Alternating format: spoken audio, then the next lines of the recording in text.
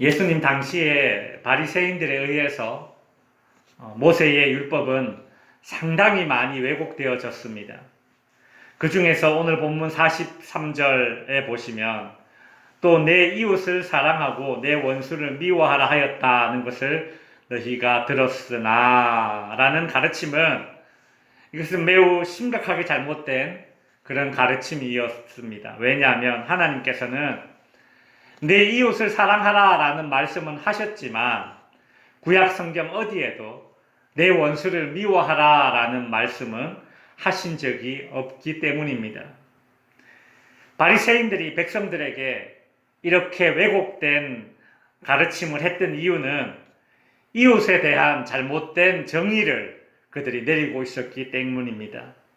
그들은 오직 유대인들만 자신들의 이웃이라고 생각했습니다. 그들은 오직 유대인들만이 우리의 이웃이고 그래서 유대인들만이 우리의 사랑의 대상이지 이방인들은, 외국인들은 모두 다 원수로 취급할 대상이라서 우리가 사랑할 대상이 아니다. 그렇게 여겼습니다. 왜 그렇게 생각했을까요? 자신들만 하나님께 선택받은 백성이다라는 그런 삐뚤어진 선민사상 때문에 그렇습니다. 그래서 어떤 바리새인들은 유대인이 아닌 모든 사람, 이방인들을 멸시함으로써 자신들이 하나님을 영화롭게 할 수 있다라는 어처구니 없는 그런 생각을 가지게 되었습니다. 유대인들 외에 자신들 유대인들 외에 다른 이방인들의 가치가 낮아지면 낮아질수록 자신들 유대인들을 귀하게 만들어주신 하나님께 영광이 되는 것이다. 이런 논리를 펼쳤습니다. 이방인들은 가치가 낮아지고 우리 유대인들만 가치가 높아지면 유대인들의 선택하신 하나님이 우리 가치를 높여주시기 때문에 우리가 높아지면 하나님께서 영광 받으시는 것이다. 이제 그런 생각을 했던 것이죠.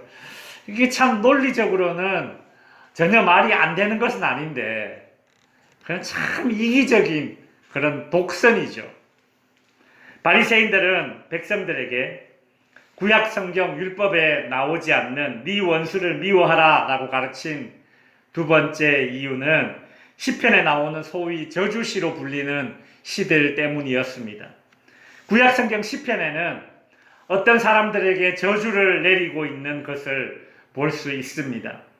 이런 시편에서는 악인들에게 저주를 선언하는 시편들입니다. 바리새인과 서기관들이 이런 시편을 예로 들면서 봐라, 다윗도 이렇게 저주를 하지 않았느냐.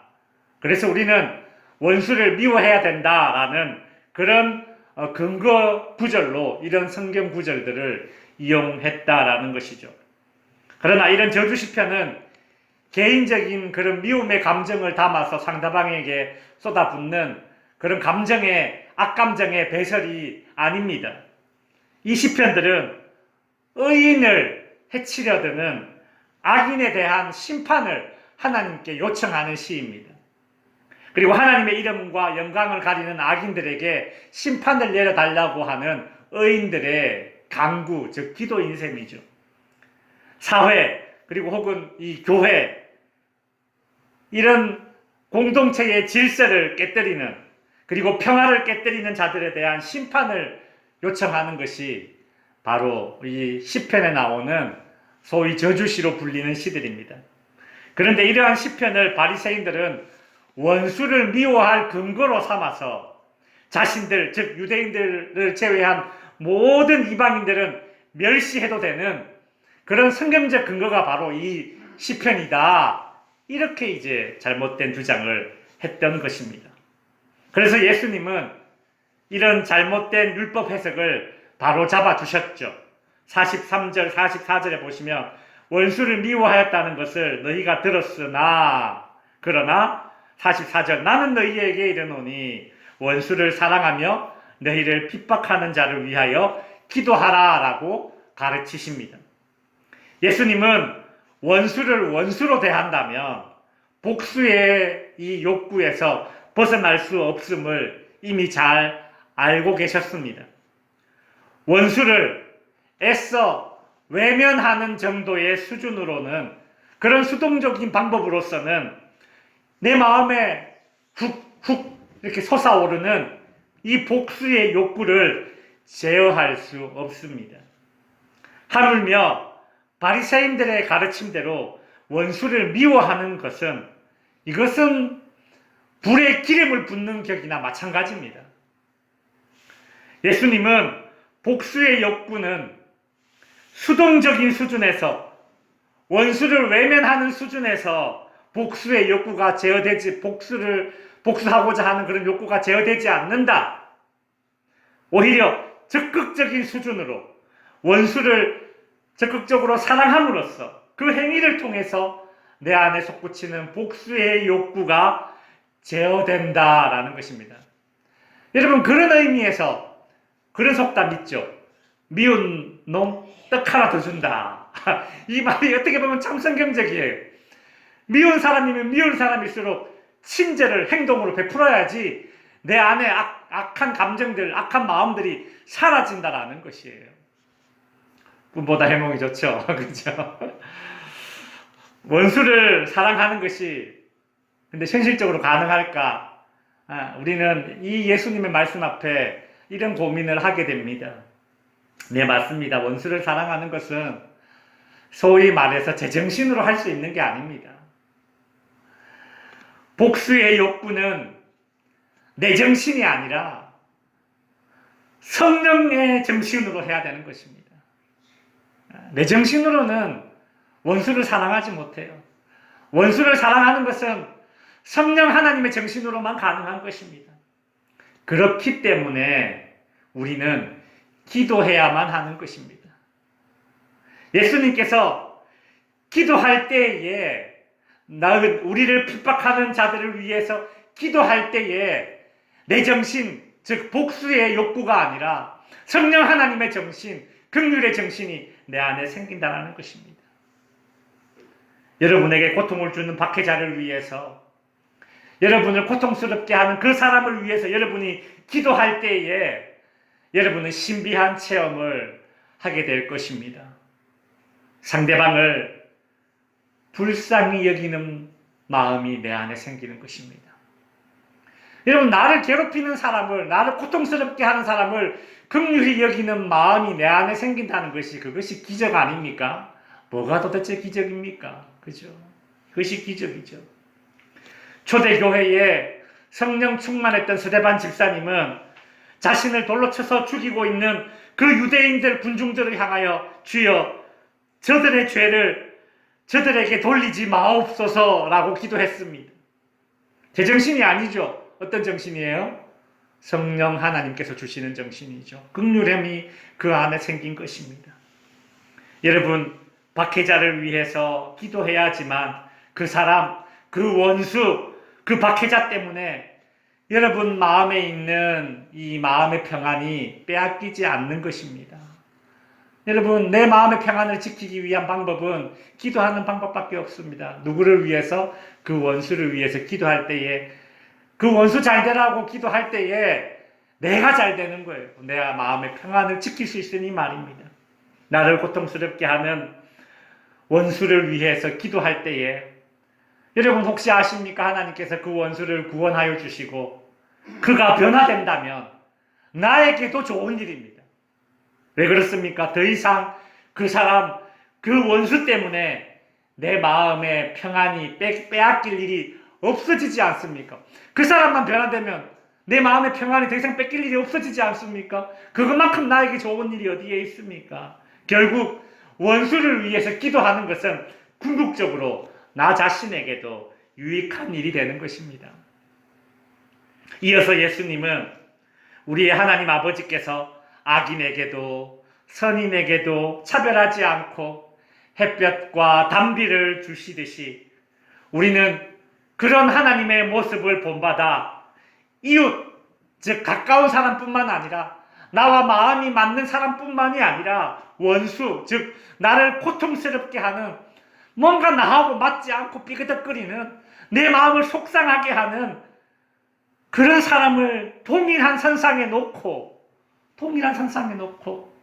같은 마음으로 대해라. 같은 마음으로 사랑하여라. 라고 주님은 요구하십니다.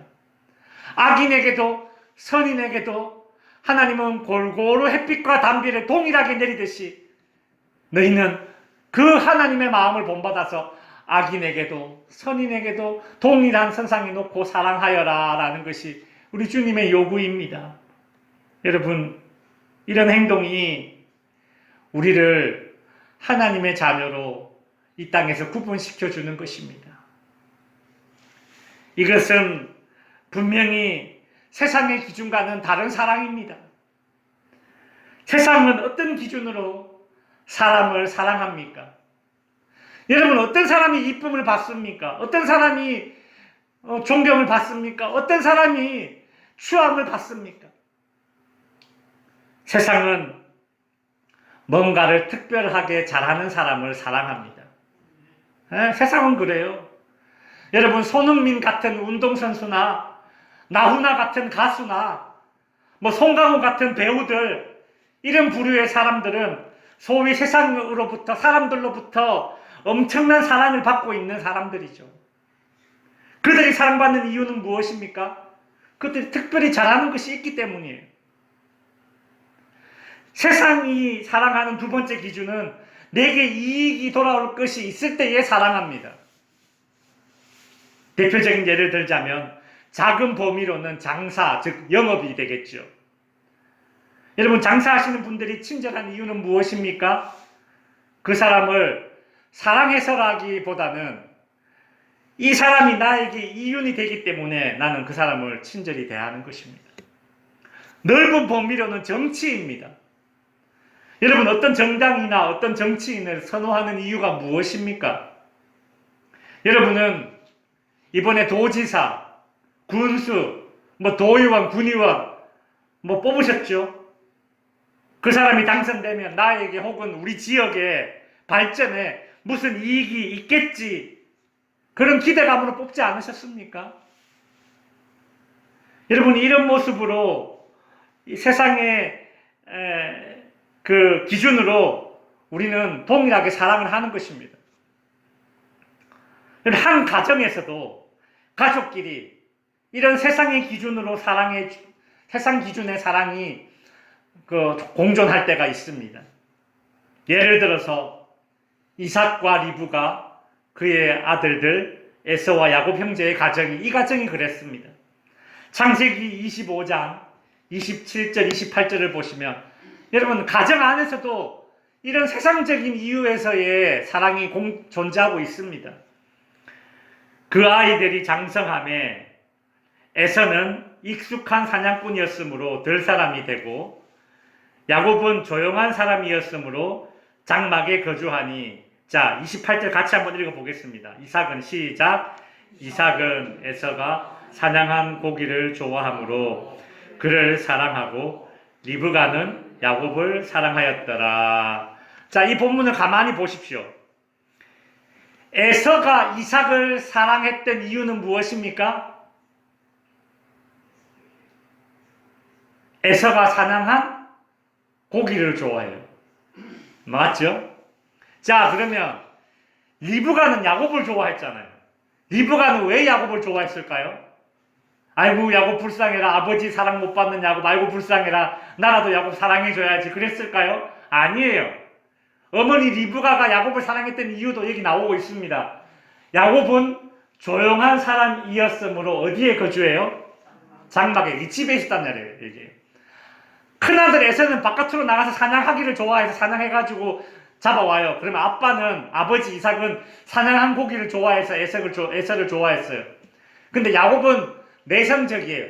조용해요. 집에 가만히 있는 걸 좋아해요. 집에 가만히 있으면 누구랑 친하게 될까요? 아빠랑 친하게 될까요? 엄마랑 친하게 될까요? 엄마랑 친하게 돼요. 집에 조용히 있으면서 엄마랑 이런저런 얘기도 나누고 엄마를 많이 도와줬겠죠. 가정적인 그런 사람이 되었을 거예요. 각자의 이유로 각 아들을 사랑했던 것입니다. 여러분, 이유 있는 사랑, 이것이 세상 기준의 사랑입니다. 이런 사랑이 제가 잘못된 사랑이다라고 말하는 거 절대 아닙니다. 오해하지 마십시오. 이 정도의 사랑도 충분히 가치 있는 사랑입니다. 요즘은 그냥 이유 없이 내가 기분 나쁘다고 길거리 지나가는 전혀 모르는 사람에게 칼부림을 하는 일명 묻지마 범죄가 늘어나고 있는 그런 세상입니다. 이런 세상에서 이런 세상적 기준의 사랑도, 이유 있는 사랑을 하는 것도, 이것도 귀한 사랑이에요. 그 가치가 숭고합니다. 그러나 여러분, 그걸 아셔야 합니다. 사랑하는 것이 사랑하지 않는 것보다 훨씬 낫습니다. 그러나 이유 있는 사랑만 한다면, 세상적 가치 기준으로서의 사랑만 하게 된다면 그 사랑에는 부작용이 따른다는 것입니다. 좋지만 부작용도 있다는 거예요. 약과 같아요. 여러분, 이삭의 가정이 왜 원치 않게 이상가족이 되어서 헤어져 지내야만 했습니까? 에서와 야곱 형제는 왜 그렇게 오랜 시간 동안 서로 원수가 되어서 지내야만 했습니까? 부모인 이삭과 리브가가 이유 있는 사랑만 했기 때문에 그래요. 세상적 가치 기준으로서 자녀를 사랑했기 때문에 그래요. 그래서 예수님께서는 너희가 만일 하나님의 자녀들이라면 그 정도의 사랑, 그 정도의 수준을 뛰어넘을 것을 우리에게 요구하고 있습니다. 마태복음 5장 46절에 보시면 같이 한 목소리를 읽겠습니다. 시작. 너희가 너희를 사랑하는 자를 사랑하면 무슨 상이 있으리요? 세리도 이같이 아니하느냐. 예수님의 이 말씀은 지금 이 설교를 듣고 있는 유대인들에게 매우 도발적인 그런 얘기입니다. 예수님께서 지금 모든 유대인들이 사람으로 취급도 안 해주는 세리의 행동을 언급하면서 지금 그 세리와 설교를 듣고 있는 청중들을 지금 비교의 대상으로 삼았습니다. 이 자체가 유대인들은 기분 나쁜 거예요. 마치 뭐라고 할까요? 개하고 사람하고 비교한, 야, 누가 저에게 칭찬할 때에, 야, 너는 우리 집 개만큼 똑똑하구나, 야, 대단하다. 이거 욕이에요, 칭찬이에요? 욕이잖아요. 지금 예수님의 이 말을 듣는 유대인들이 그렇게 기분 나쁠 거예요. 아니, 나를 저 세리와 비교를 한다고? 그렇다라는 거예요. 예수님께서는 지금 모든 유대인들이 사람으로 취급도 안 하는 이 세리의 행위를 언급하면서 그 세리와 유대인들을, 예수님의 설교를 듣는 이 청중들을 비교를 하십니다. 얘들아, 너희는 너희를 사랑하는 자를 사랑하고 있지? 아, 그럼요. 우리는 우리를 사랑하는 자를 사랑하고 있죠. 아마 어깨 으쓱할 겁니다. 그런데 그거 아니? 너희가 그렇게 업신여기는 세리, 그 세리도 자신을 사랑하는 자는 사랑한단다. 고로 너희의 수준과 세리의 수준이 뭐다? 같다. 예수님께서 지금 그 말씀을 하시는 거예요. 예수님은 청중들에게 자신을 사랑하는 사람을 좋게 대하는 정도를 넘어서야 한다. 지금 그렇게 강하게 도전을 하고 있습니다. 나를 사랑하는 사람을 사랑하는 것, 그 말은 반대로 하면 나를 미워하는 사람은 미워해도 된다라는 수준입니다. 결국 눈에는 눈, 이에는 이, 그 정도의 수준입니다. 여러분, 애들이 딱 요 정도 수준으로 사람을 대합니다. 형제지간에도 딱 요 정도 수준으로 서로를 대해요. 사실 크게 벗어나지 못해요, 형제지간에도. 그런데 일반적으로 부모와 자녀 간에는 조금 다르죠.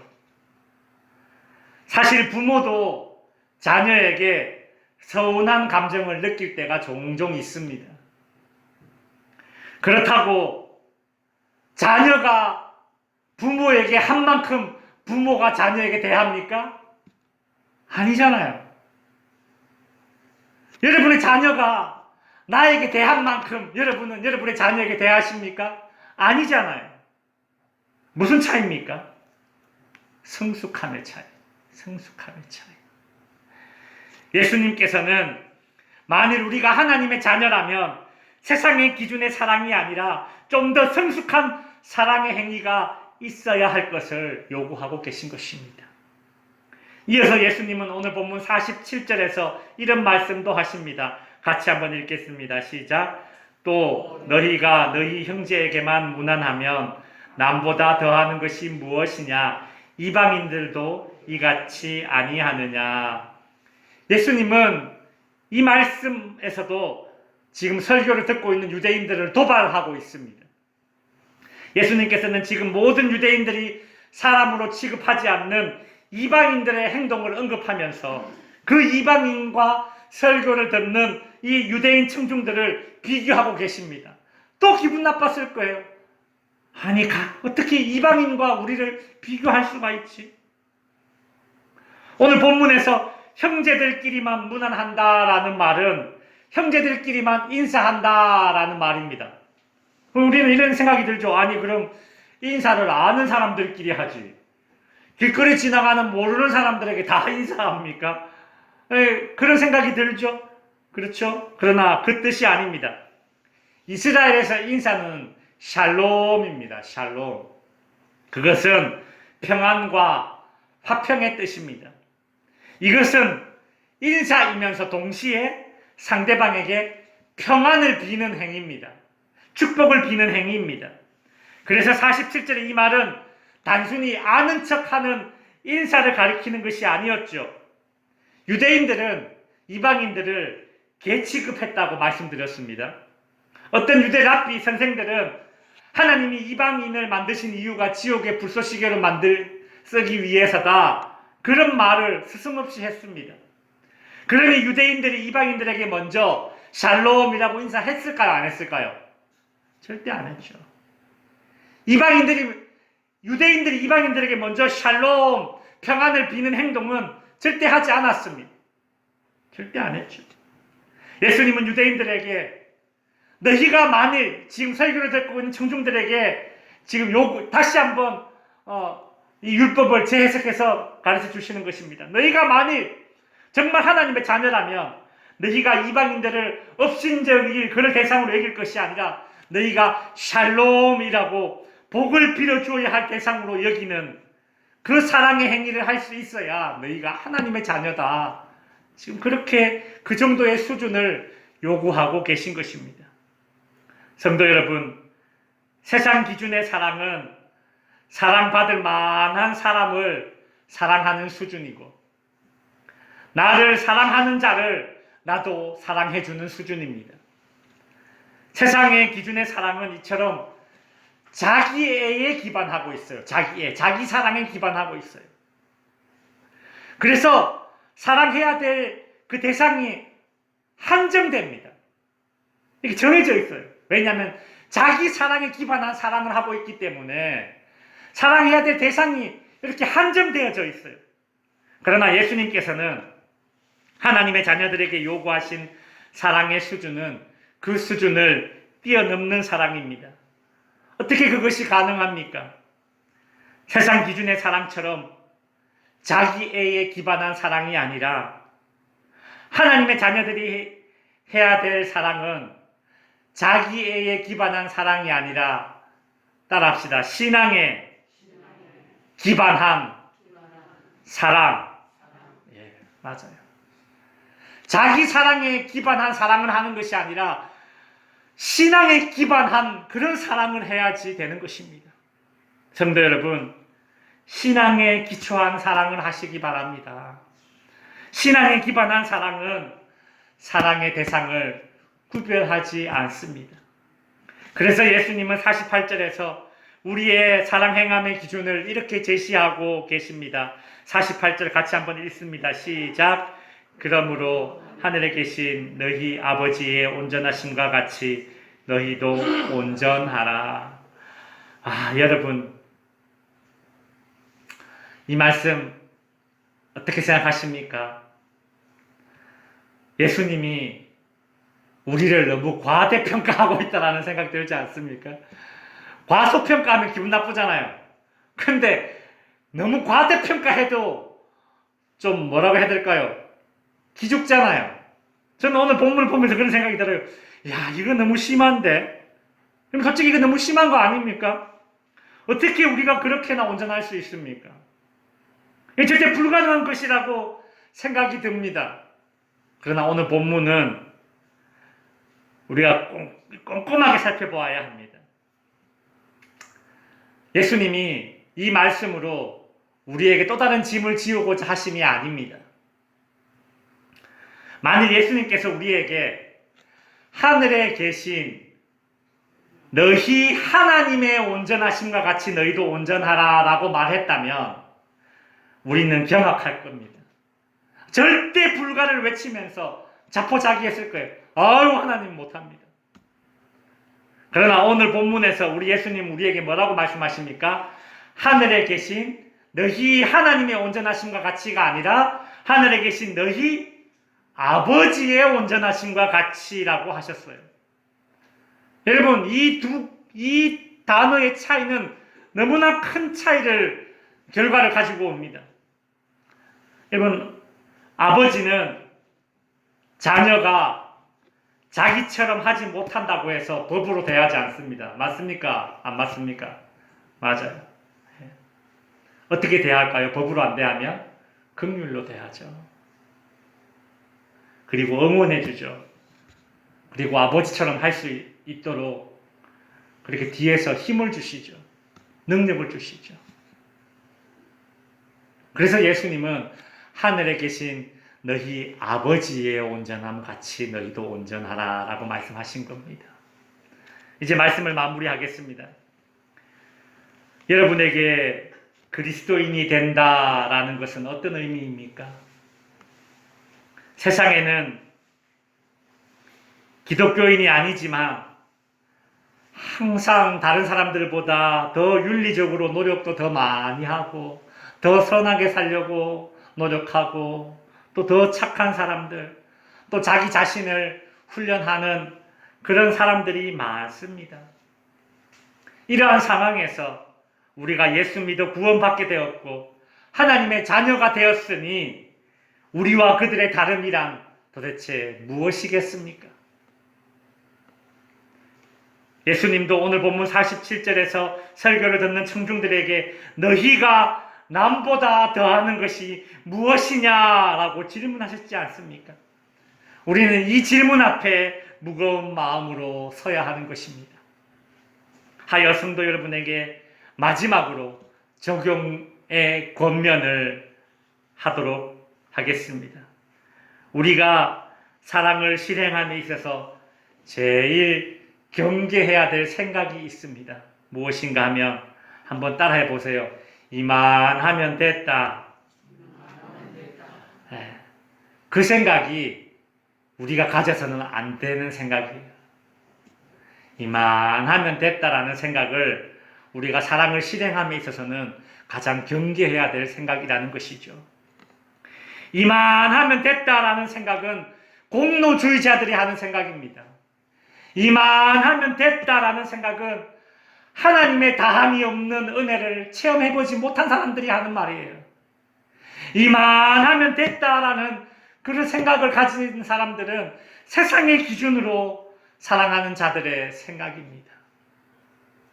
이만하면 됐다 하는 수준의 사랑을 실행하는 것이 아니라 가난한 마음으로 사랑을 실행하여 우리 안에 하나님 아버지의 모습이 흔적으로 그렇게 드러나는 저와 여러분이 될 수 있기를 주님의 이름으로 축원드립니다. 기도하겠습니다.